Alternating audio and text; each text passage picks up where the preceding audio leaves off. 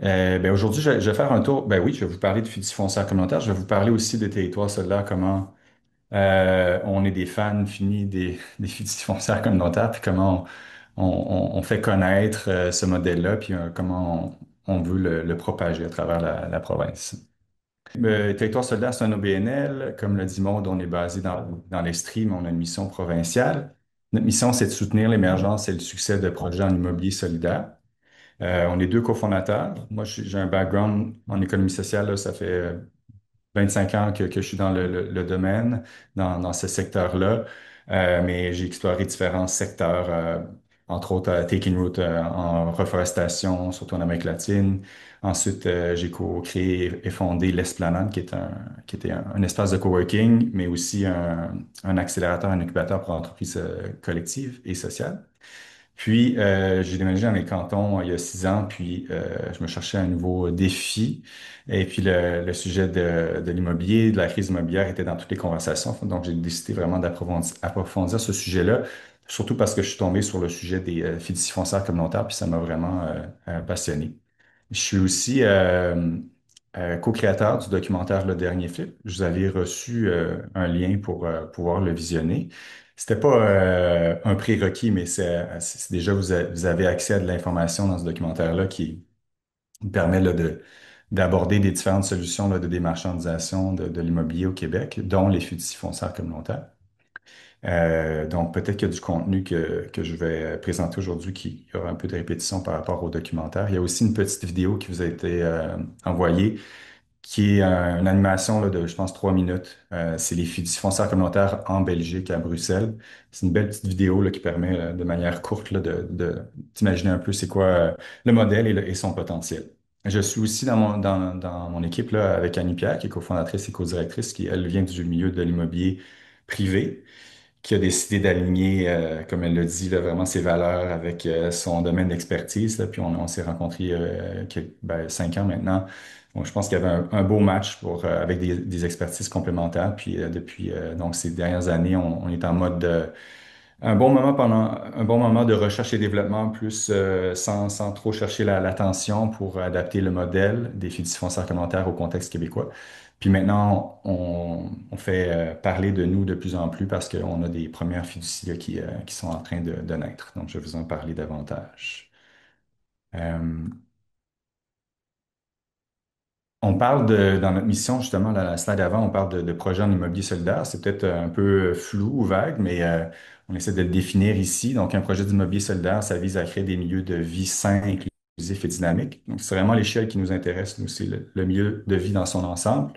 Qu'on parle d'usage résidentiel, que ce soit locatif ou en accession à la propriété, des espaces pour des commerces de proximité, des espaces pour les organismes communautaires, soutenir la relève agricole, donc sortir des terres agricoles du marché spéculatif, puis peut-être même aussi des espaces naturels pour redémocratiser l'accès à ces espaces. On a vu là, pendant la pandémie que tout à coup, on se rendait compte que tous nos bords de cours d'eau sont pas accessibles. Donc, un immobilier solidaire, c'est un immobilier qui va au-delà de la brique, qui n'est pas considéré comme une simple marchandise, qui concerne tous les types d'immeubles et d'usages, comme je viens de le dire, puis qui offre une qualité de vie à tous ses résidents sur le long terme. C'est vraiment une démarche citoyenne, une démarche très intégrée. Je plonge tout de suite dans la fiducie foncière communautaire. C'est le sujet d'aujourd'hui. C'est vraiment, pour nous, un type d'immobilier solidaire. C'est comme ça que c'est né aux États-Unis, dans une démarche solidaire. Bon, ça, c'est la petite vidéo à laquelle vous pouvez avoir accès dans l'invitation. Si vous ne l'avez pas vue, vous pourrez la regarder après la présentation. Euh, donc, qu'est-ce que c'est une fiducie foncière communautaire? Je vais y aller avec l'acronyme pour le restant de la présentation, FFC. Une FFC, c'est un modèle, comme je disais, d'immobilier solidaire qui a fait ses preuves depuis des décennies en Amérique du Nord et aussi bien qu'en Europe. C'est né aux États-Unis, mais maintenant c'est partout à travers le monde. Beaucoup au Canada aussi. D'ailleurs, nous, on fait partie d'un réseau canadien des fiducies foncières communautaires. Il y a vraiment une super belle solidarité et une mutualisation d'outils ressources entre fiducies à travers le Canada. On revient du sommet annuel là, qui avait lieu à Halifax il y a 2 semaines. Euh, le but d'une FFC, c'est d'acquérir des terrains, des immeubles et de les détenir à perpétuité pour un usage au service de la communauté. Donc, l'humain au cœur de ce modèle-là Pour le logement, on priorise les ménages à revenus faibles ou modestes, ce qui ne veut pas dire que sur les territoires où les fiducies sont présentes, qu'on ne va pas viser une mixité. En fait, on souhaite nourrir cette mixité-là pour qu'il y ait des gens de tous les horizons les habitations ou dans les locaux qui seront loués ou à vendre. Je saute que certains points pour aller plus vite, mais l'usage d'une FFC peut varier. Ça, j'en ai parlé, donc tout type d'usage. Il faut mentionner que c'est une mission qui est immuable. Je vous parle en premier lieu de la fiducie foncière communautaire, qui est le modèle américain qu'on adapte ici, mais en arrière-boutique, en arrière-scène, si on pourrait dire, du point de vue juridique, au Québec, on aurait le choix pour reproduire ce modèle-là d'utiliser différents véhicules juridiques. On pourrait le faire dans une OBNL, dans une coop ou une fiducie d'utilité sociale. Fait un peu bizarre, c'est qu'aux États-Unis, ils ont appelé ça des Community Land Trusts, donc des fiducies foncières communautaires. Mais c'est pas une fiducie d'un point de vue juridique. Je pense que le mot trust, on parle plus de confiance, c'est-à-dire que c'est un véhicule où, ensemble, citoyens, on va être les gardiens d'un parc immobilier, on va protéger, créer une abordabilité. Ça crée un peu une confusion parce qu'on s'attend à avoir une fiducie en arrière de ce modèle-là, mais c'est pas le cas aux États-Unis. Toutes les fiducies foncières communautaires sont en fait des OBNL. Ici au Québec, on pourrait héberger ce modèle-là c'est ça, je l'ai dit, OBNL Coop FUS. Dans le cas de territoire solidaire, on a fait le choix de la fiducie d'utilité sociale. Pourquoi? J'y reviendrai un peu plus tard, mais principalement parce qu'on considère que c'est un véhicule juridique qui nous permet là, de encore mieux protéger l'abordabilité, et ce, à perpétuité. C'est un cadenas de plus, là, d'une certaine manière, qu'on vient mettre sur ce parc immobilier-là. Euh, D'ailleurs, la FUS, c'est ça, il n'y a aucune procédure juridique ou de gouvernance qui peut modifier la mission, qui est différent, disons, d'un OBNL ou une coop. C'est sûr que du côté de ces structures-là, on pourrait jouer avec les règlements généraux pour vraiment bien protéger la mission, mais avec la FUS, c'est complètement immuable. Les actifs d'une fiducie foncière communautaire ne peuvent pas être vendus, ce qui en fait un excellent modèle pour créer de l'abordabilité à long terme. Il y a un bémol, c'est que dans les FFC, on se permet quand même, dans des cas très, très, très rares, de pouvoir revendre certains actifs. Je vous explique pourquoi. Par exemple, on achète un terrain assez rapidement parce qu'on voit qu'il y a une opportunité. Là, on se rend compte que, il y a de la contamination à un degré qui va faire que ça va exploser, faire exploser le budget. Donc là, malheureusement, on va peut-être être obligé de revendre ce terrain-là, mais on n'est pas en mode acteur spéculatif. C'est vraiment si le terrain ne nous permet pas de réaliser notre mission, qui est de donner accès au logement de manière abordable, ben peut-être que ce terrain-là qui est contaminé ne le permet pas cette mission-là. Donc, on va peut-être donc revendre certains terrains, mais c'est pas le cœur du modèle, évidemment. Euh, Peut-être vous donner un peu plus justement d'informations sur d'où vient ce modèle-là, d'où est venue l'idée. Ben, c'est né aux États-Unis. Donc, on les appelle les Community Land Trusts. Les premières fiducies ont été créées par des communautés noires. C'était au cœur du mouvement pour les droits civiques. Les premières sont nées autour des années 60 dans le sud des États-Unis. Principalement pour donner accès à la terre agricole, mais aussi jumeler ça avec l'accès au logement. C'est né de ça. Après ça, ça a fait des petits un peu partout aux États-Unis. Puis une des plus importantes FFC aux États-Unis, elle est à Burlington, au Vermont, juste au sud de la frontière du Québec. Dans le documentaire, vous la découvrirez. Puis on a rencontré entre autres Bernie Sanders, qui est maintenant sénateur aux États-Unis, mais qui était à l'époque, dans les années 80, quand la fiducie qui s'appelle le Champlain Housing Trust a été créée. Il était maire de Burlington, puis il a vraiment participé à soutenir ce projet-là du point de vue financier, les différents paliers de gouvernement. Donc, il a accéléré le développement de cette fiducie-là, mais il en a inspiré aussi d'autres. Lui et tous les porteurs de projets de cette fiducie-là. C'est maintenant possiblement la plus grande FFC au monde. Il y a plus de 3500 logements. Bonne partie en accession à la propriété, mais aussi en locatif. Il y a aussi des espaces communautaires qui sont dans ce parc immobilier-là. Souvent, on nous demande, on nous pose la question, ben, pourquoi on a besoin de fiducie foncière communautaire au Québec quand on a déjà, par exemple, les coops d'habitation?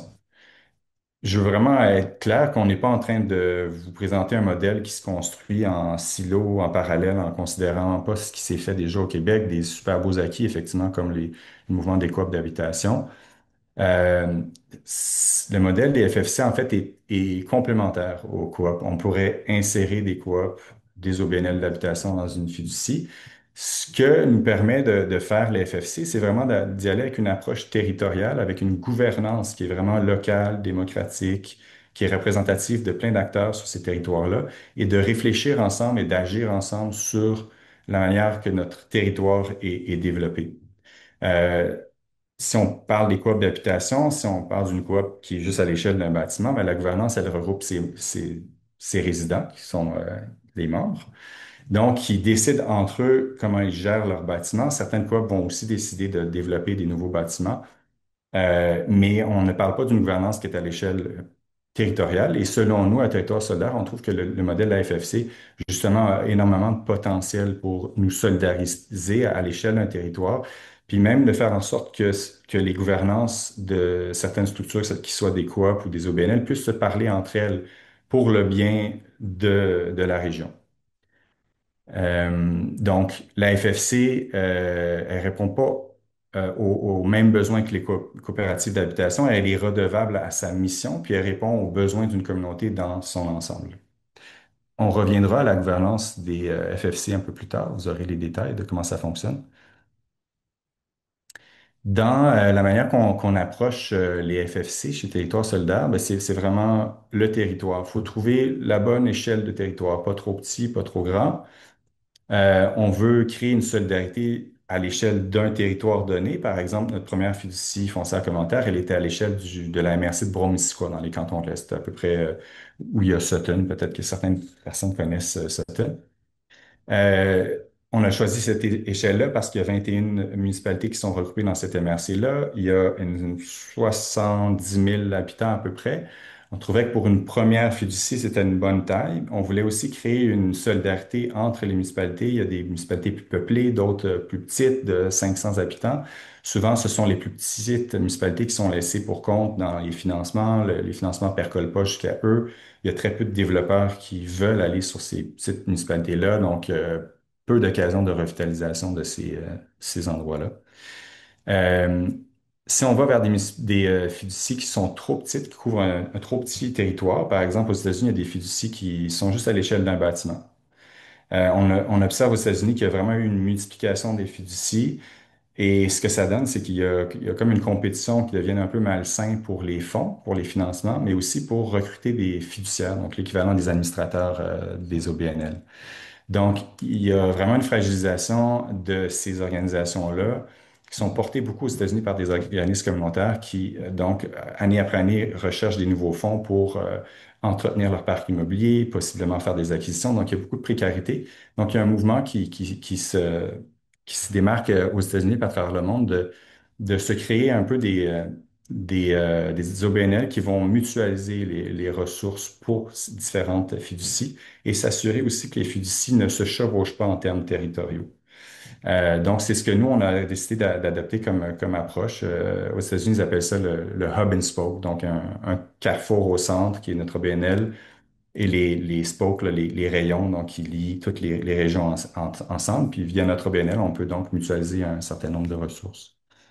Le territoire, s'il est trop petit, ben, je le disais un peu plus tôt, on ne peut pas le pérenniser la fiducie financièrement. Il faut avoir un assez grand territoire pour permettre un développement immobilier soutenu, pour aussi être en mesure de couvrir les frais, d'avoir différents employés qui travaillent pour cette fiducie-là.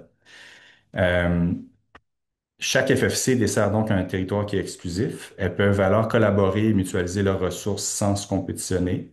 Elles partagent un service de gestion via notre BNL Territoire solidaire. Puis, elles peuvent être créées, pardon, rapidement grâce à un modèle d'affaires et des outils qui sont réplicables.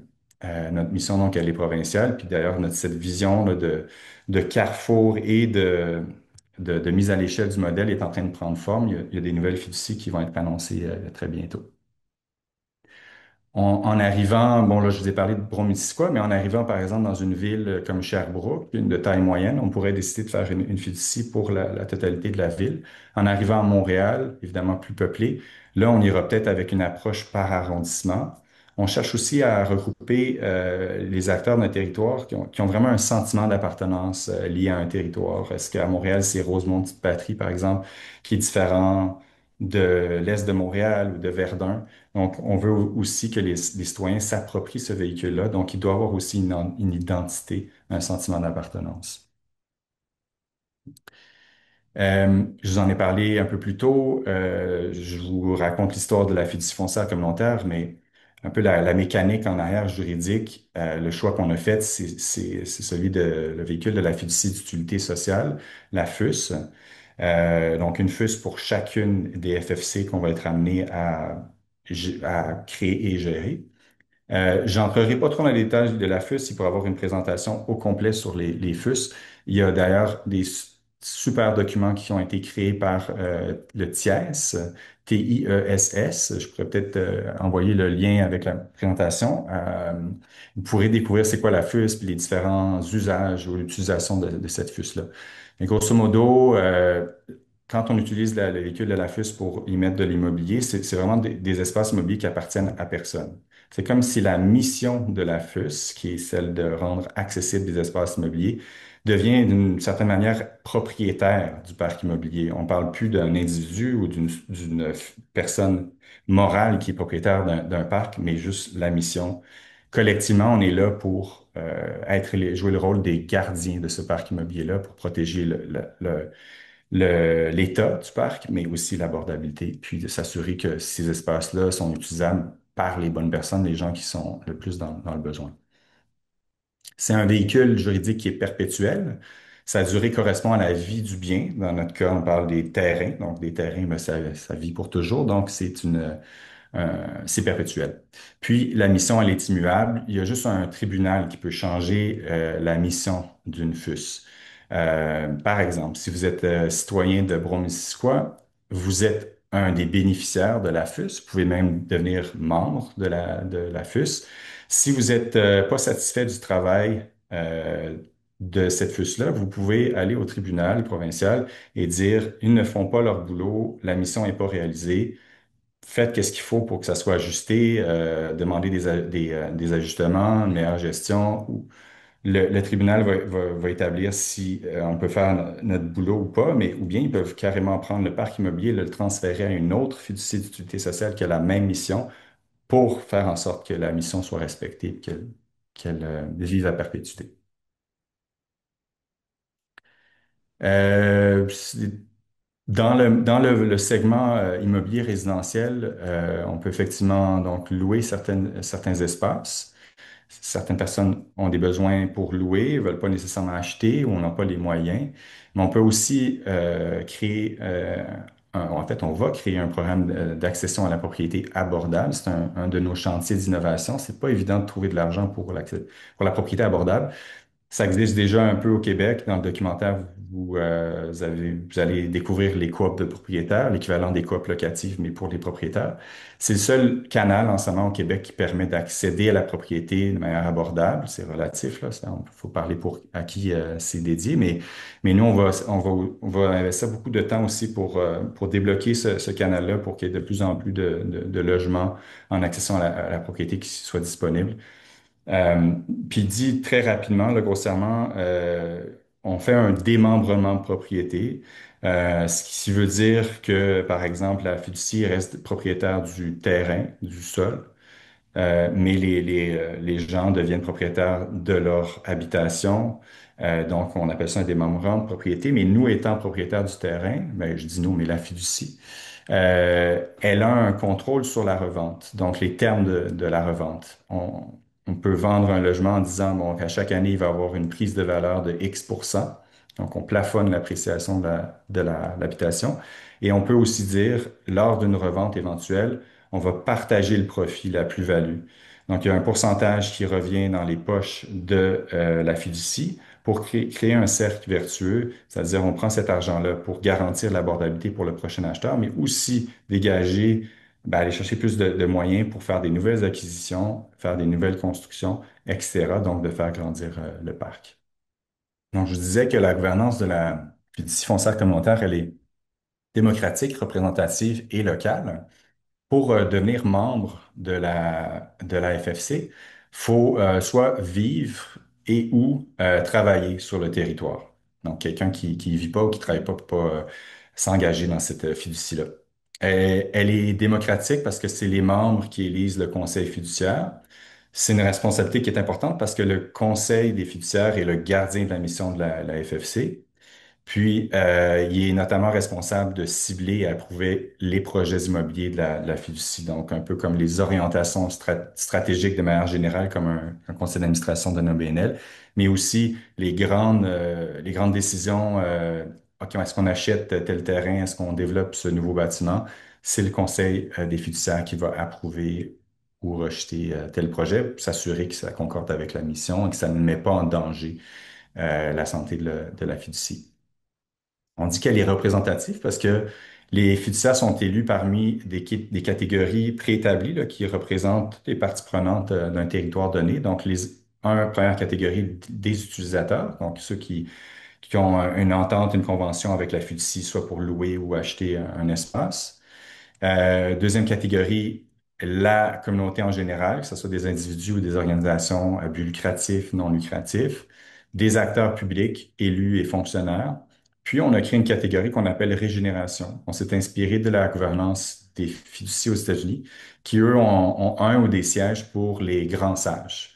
Ce que ça veut dire, c'est que c'est vraiment des gens qui nous invitent à nous projeter sur cette génération comme la sagesse autochtone, quels projets sont soutenables, quels projets sont bons, non seulement en ce moment, mais aussi dans cette génération. Donc, c'est la personne qui s'assure qu'on est toujours aligné là-dessus. Ça nous apparaissait vraiment important d'avoir cette lunette-là, puis ce siège-là intégré dans la gouvernance.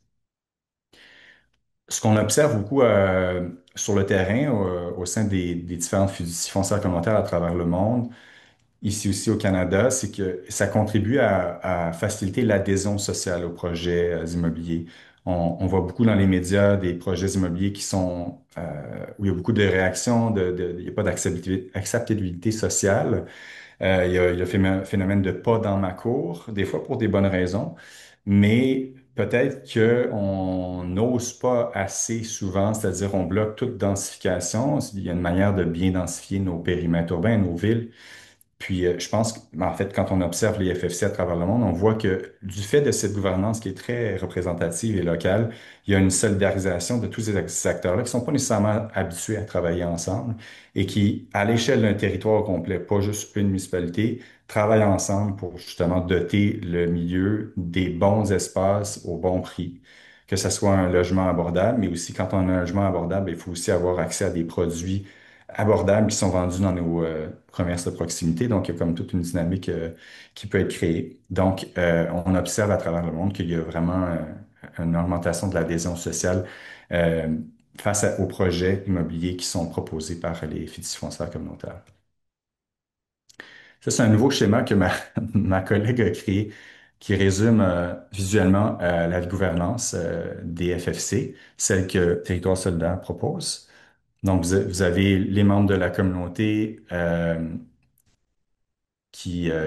donc, qui sont impliqués dans la fiducie. Au cœur, ici, vous avez le conseil des fiduciaires. Je vous ai parlé des différentes catégories. Il y a à la fois des catégories de membres. Donc, vous voyez la section ici, membres de la communauté générale. C'est une élection traditionnelle parce que ces membres-là vont élire les différents fiduciaires au conseil. Vous avez une deuxième catégorie de membres, les membres utilisateurs. Là, on parle d'un collège électoral, c'est-à-dire que les membres utilisateurs vont élire les fiduciaires qui sont aussi des utilisateurs. Donc, entre eux, c'est lisse. On veut vraiment donner une voix particulière aux utilisateurs. C'est eux qui bénéficient des espaces offerts par la fiducie. Les autres sièges, parce que là, on a 4 sièges utilisateurs au sein du conseil. On a des sièges communauté générale, donc autant citoyens qu'organisations. On veut une représentativité des types d'organisations aussi, à but lucratif, non lucratif, organismes communautaires. Donc, il va y avoir des sous-catégories là, pour s'assurer qu'il y a un minimum de ces représentations-là. Vous avez aussi 4 sièges acteurs publics, élus et fonctionnaires. Puis là, on est en train de considérer est-ce qu'on va élargir ça à plus aussi des organismes qui sont impliqués dans le logement, service aux citoyens. On sollicite là, l'avis là, de nos membres à l'échelle de Bromisquoi pour décider la, voyons, de formation finale. Et puis, vous avez le dernier siège là, qui est celui de régénération, donc une personne qui siégera avec ce rôle-là. Régénération, on parle de régénération des écosystèmes naturels, mais aussi des milieux de vie. Je ne sais plus à combien je suis rendu. Je pense que j'ai déjà dépassé le 25 minutes. Finalement, c'est un peu plus long, mais j'en ai pas pour si longtemps que ça encore. Je vous ai parlé justement du modèle Hub and Spoke, le Carrefour avec les rayons autour. Euh, Territoire solidaire, c'est le BNL qui est en train de développer toutes les expertises, les outils pour faire en sorte que ce modèle-là puisse se propager à travers le Québec. Donc, on n'est pas les fiducies. Nous, ce qu'on offre comme service, c'est d'accompagner les territoires pour créer leur fiducie foncière communautaire. Donc, on va chercher tous les alliés qui peuvent contribuer de différentes manières financièrement avec des propriétés, etc. On se fait mandater pour gérer la fiducie, ce qui fait que Territoire solidaire va récolter plusieurs mandats de gestion. C'est là que la mutualisation peut s'opérer et que toutes les fiducies qui sont d'une certaine manière membres de ce réseau-là puissent en bénéficier. Il y a des économies d'échelle qui sont faites, des gains en efficacité. Donc, c'est ça, on parle de services qui permettent d'optimiser, mutualiser les ressources, professionnaliser aussi les fiducies, parce qu'à travers le monde, on voit qu'il y a des fois des fiducies qui démarrent sur des trop petits territoires ou qui n'ont pas assez de fonds, donc ils sont très fragiles. Donc, nous, on va faciliter la professionnalisation, euh, la collaboration et la cohésion avec les partenaires locaux. C'est vraiment très important l'ancrage local, évidemment, qui se reflète aussi dans la gouvernance démocratique. C'est nos services qui permettent la création rapide de FFC grâce à un modèle d'affaires et des outils qui sont réplicables. On n'a pas besoin chacun de notre côté, différentes fiducies en silo, de développer soi-même nos propres outils, de dépenser pour les mêmes gabarits juridiques auprès des mêmes experts. C'est beaucoup de pertes d'argent, donc nous, on veut faire en sorte qu'il n'y a pas tout cet argent gaspillé. Puis, ben, ultimement, c'est ça, on voit comme une carte du Québec avec plein de fiducies un peu partout qui s'entraident entre elles. Maintenant, avec un côté visuel aussi, avec ce schéma-là, on voit justement le carrefour territoire solidaire. Il y a une équipe centrale qui sont sur différentes thématiques, là, toute la réflexion financière, l'immobilier, l'administration, les communications, tout ce qui est pertinent pour soutenir les territoires dans leur développement. Puis après ça, vous avez les différentes cellules qui gravitent autour, donc les différentes fiducies foncières communautaires. La première étant Bromisquoi en haut à gauche. Donc, vous avez à la fois le conseil fiduciaire, la communauté, les partenaires locaux qui sont vraiment le visage local de cette fiducie-là. Et Territoire solidaire va embaucher des gens qui sont sur le terrain, qui connaissent les besoins et les réalités. Chaque fiducie a un binôme. Donc, composé d'une personne qui s'occupe de la mobilisation, recrutement des membres, des fiduciaires, d'accompagner la gouvernance, quelqu'un qui est sur le segment immobilier, donc de recevoir toutes les opportunités, d'identifier des opportunités pour acquérir des bâtiments, faire des nouveaux développements, des constructions neuves. Donc, c'est une équipe là, qui travaille ensemble et soutenue par l'équipe de Territoire solidaire qui est à Montréal, Sutton, etc. Pour vous montrer un peu comment ça peut prendre forme, on est en train de travailler donc sur le démarrage d'une nouvelle fiducie à l'échelle de la MRC de Memphremagog, qui est juste à l'est de Bromonisquoi. La plus grosse ville dans le coin, c'est Magog. On vient tout juste d'acheter une église, l'église de Saint-Étienne de Bolton, 1 $. Mais ce sont des citoyens du coin qui nous ont approchés parce que ça faisait plusieurs années qu'ils essayaient de sauver cette église-là qui était abandonnée depuis un moment. Ils voulaient pas la perdre.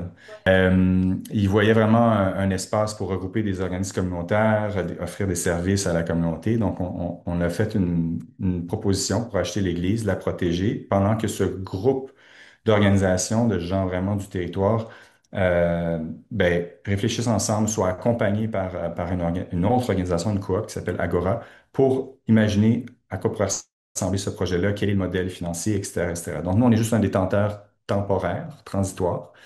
Ce seront les citoyens qui décideront où va vivre cette église-là. Est-ce que c'est dans la fiducie foncière communautaire de Memphremagog qu'on est en train de créer ou dans une autre organisation? Ça sera à eux de décider. Puis, pour ce qui est de la fiducie foncière communautaire de Memphremagog, c'est un territoire qu'on démarche depuis presque 2 ans. Il y a vraiment eu comme un engagement provenant de différents types d'organisations des citoyens pour récolter l'argent pour nous permettre de décoller. Autant la Corporation de développement communautaire, la Maison de la famille, il y a 2 municipalités qui ont mis de l'argent dans le pot commun, un paquet d'organisations qui ont signé des lettres d'appui pour nous faciliter la levée de fonds. C'est un budget de 150 000 plus taxes pour le démarrage, qui est sur une période de 12 mois. Il nous permet vraiment de rassembler tous les alliés, les gens qui vont être impliqués sur le conseil fiduciaire, tout le côté administratif, enregistrer la fiducie, ouvrir un compte en banque, etc., etc., puis organiser une première assemblée générale, une assemblée de fondation. Au bout de 12 mois, on est prêt à faire des acquisitions, des développements. Ça ne veut pas dire que pendant ce 12 mois-là, on ne regarde pas les opportunités parce qu'il y en a déjà qui se présentent. Mais je voulais juste vous montrer un peu comment est né cet engagement-là sur le territoire. C'est parti de citoyens, c'est parti d'organismes communautaires, puis tous ensemble, on a comme graduellement rassemblé des fonds. En fait, le décompte là est pas à jour. Là, on vient d'avoir un nouveau financement de 35 000 donc on se rapproche de, même il y a un 50 000 de plus, donc on se rapproche du chiffre cible. En fait, Territoire solidaire, nous, on a décidé d'aller de l'avant. On va prendre le risque d'aller chercher le restant de l'argent mais on veut aller de l'avant parce qu'il y a tellement de belles opportunités sur le territoire et une urgence, là, il y a beaucoup de besoins. Donc, on va lancer dès janvier 2026 le démarrage de la fiducie. Euh, un petit schéma, vous pouvez le voir après les présentations, mais c'est juste pour exprimer qu'il y a différentes façons de contribuer à la fiducie. Quand ça peut être un citoyen qui donne de son temps, qui vend en dessous de la valeur marchande une propriété qui est en sa possession. En fait, on se fait approcher par des citoyens, là, surtout à cause du documentaire, qui nous dit, moi j'ai une propriété, j'ai pas d'enfant, j'aimerais ça transférer cette propriété dans votre fiducie. Ou avez-vous une fiducie sur notre territoire? Donc là, des fois, ça peut être l'étincelle de départ pour créer ce genre de véhicule-là. Ça peut être des entreprises privées qui ont quand même des bons moyens puis qui veulent faire un projet pour redonner à leur communauté.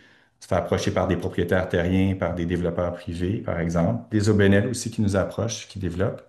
Puis des acteurs publics, par exemple, notre premier projet à Sutton, 24 unités locatives abordables, ben, c'est un terrain municipal avec un congé de taxes puis une subvention. Donc, il y a plein de collaborations possibles. Ça peut être des gens qui lèguent des propriétés. Donc, dans leur testament, il y a une clause qui sera ajoutée pour verser une propriété dans la fiducie locale. Ça peut être autant pour des terrains vacants, des logements neufs, des logements existants, des bâtiments qu'on peut requalifier, etc., etc. Euh, donc, il y a vraiment un paquet de possibilités là, pour contribuer à la fiducie qui devient le véhicule des citoyens. Je vous l'ai dit à plusieurs reprises, notre première fiducie, c'est celle de Bromissiquois. Il y a comme une histoire qui a démarré à Sutton que vous pourrez lire. Il y a différents projets qui sont en étude de faisabilité, autant sur le territoire de Bromissiquois que sur celui de Memphremagog, notamment à Bolton-Est, sur un terrain qui est détenu par la municipalité, une ancienne sablière que vous voyez à droite. Puis, dans le plus concret, je suis dans les dernières slides, là, les gens nous demandent qu'est-ce qu'il faut pour démarrer une FFC. Est-ce que ça prend des ajustements réglementaires, légaux, etc. En fait, non. Il n'y a aucun règlement municipal qu'il faut changer pour créer une fiducie sur un territoire donné. Aucune autorisation nécessaire, ni provinciale, ni fédérale. Donc, ça peut être les citoyens qui se mettent ensemble pour, on a besoin de ça, il faut doter notre territoire de ça. Ça peut être une municipalité, comme on annonce bientôt justement aussi le démarrage d'une fiducie à Laval. C'est Laval qui est venu vers nous. Euh, Comment on débute ça? Ben, ça peut être pratique d'avoir un terrain en tête. Souvent, ça va être une municipalité qui va proposer un terrain. OK, on regarde qu'est-ce qui est possible de faire sur ce terrain-là, le nombre d'habitations. Est-ce qu'on a une abordabilité dès le jour 1 ou est-ce qu'on construit des logements qui seront au coût du marché au jour 1, mais puisqu'on plafonne l'appréciation, on verra une abordabilité qui va croître et qui va devenir intéressante après, ben, à moyen terme, par exemple, après 10, 15 ans. Donc, il y a différentes possibilités là, de démarrer ce genre de chantier-là. C'est du cas par cas d'un territoire à l'autre. Il y a des opportunités qui peuvent varier. Puis finalement, ben, évidemment, ce travail-là, ça fait pas seul, là. Ça fait déjà plusieurs années qu'on fait toute la recherche et développement. On a tout un cercle d'experts. Autant le Champlain Housing Trust, là, qui est la plus grosse fiducie, celle à Burlington. Son ancienne directrice générale nous accompagne depuis déjà les 4 dernières années. Des gens qui nous aident, FI3 pour les modèles financiers. La gouvernance, c'est l'Institut pour la démocratie économique. On a tout un cabinet d'avocats qui nous aident, fiscalistes, notaires. La notion de densification douce, acceptabilité sociale avec l'atelier L'Ensemble, et Badgerly pour tout ce qui est financement des modèles d'affaires innovants. Donc, il y a beaucoup d'innovations à mener de front en même temps pour faire en sorte que ça puisse lever de terre. Puis, un paquet d'autres partenaires, autant financiers que des expertises, des réseaux dont on fait partie, le réseau canadien des fiducies foncières communautaires, etc., etc. Des partenaires financiers qui nous suivent là, depuis les débuts, dont la SCHL, récemment la Société d'habitation du Québec, Desjardins, le Centre de transformation du logement communautaire et j'en passe, mais toute une grande famille là, qui nous soutient depuis les débuts et d'autres là, plus récemment. Fait que, voilà pour la présentation. Donc, j'ai débordé. Finalement, j'ai fait, je pense, plus qu'une demi-heure, mais il nous reste encore du temps pour les questions-réponses.